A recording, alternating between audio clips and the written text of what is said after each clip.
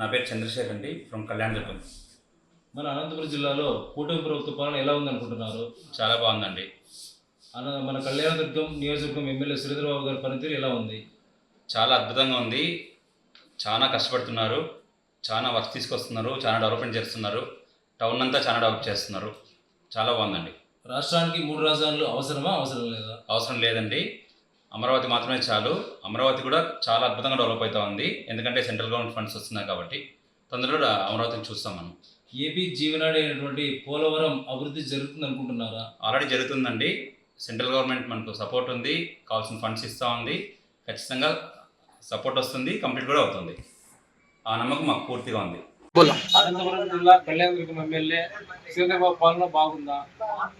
మన కుటుంబ ప్రభుత్వము ఇస్తున్న పథకాల గురించి పథకాలు బాగున్నాయా, బాగలేవా?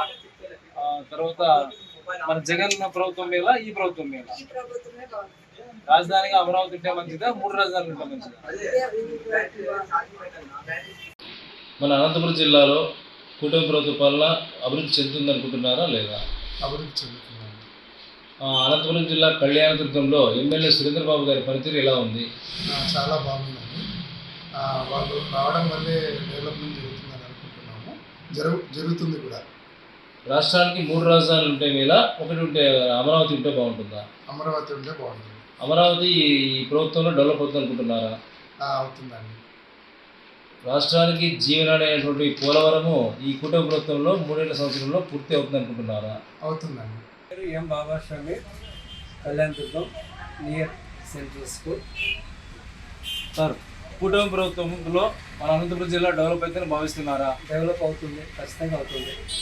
కూటమి ప్రభుత్వంలో మన కళ్యాణదుర్గం జిల్లా కళ్యాణదుర్గము అమలేని శ్రీధరబాబు పాలన బాగుందా, బాగలేదా? బాగా ఉంది. ఈ కూటమి ప్రభుత్వంలో రాజధాని అమరావతిగా ఉంది కదా, దీన్ని వీళ్ళు 3 ఏళ్లలో పూర్తి చేయగలరా? పూర్తి చేయగలరు, ఎందుకంటే ఇంతకుముందు 2014లో దానికి పునాది వేసిన చంద్రబాబు కాబట్టి ఖచ్చితంగా చేయగలరనే ఆశ ఉంది మనకి. రాజధానిగా అమరావతి ఉంటే బాగుంటుందా, బాగుండదా? బాగుంటుంది. దాంట్లో కుటుంబ పాలన పూర్తి చేయగలదా? పూర్తి చేయగలదు. వచ్చే 4 సంవత్సరాలలో కూటమి ప్రభుత్వం కలిసిమెలిసి ఉంటుందా? ఖచ్చితంగా కలిసిమెలిసి ఉంటుంది, ఎందుకంటే పవన్ యొక్క ఆశయాలు, ఆలోచనలు ప్రజా అభివృద్ధి కోసమే ఉన్నాయి కాబట్టి ఖచ్చితంగా కలిసి ఉంటుంది.